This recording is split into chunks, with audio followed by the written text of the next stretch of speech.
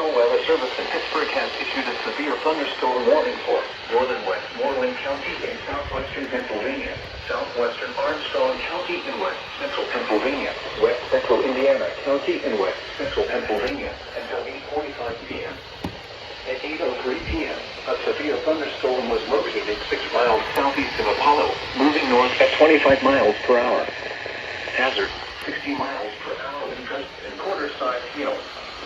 Source, radar indicated. Impact, hail damage to vehicles is expected.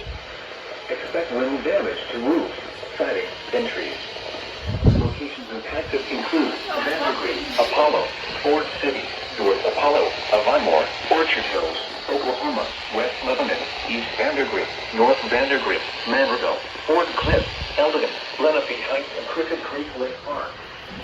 Seek shelter inside a well-built structure and stay away from windows. The storm is capable of producing damage in winds and large hail.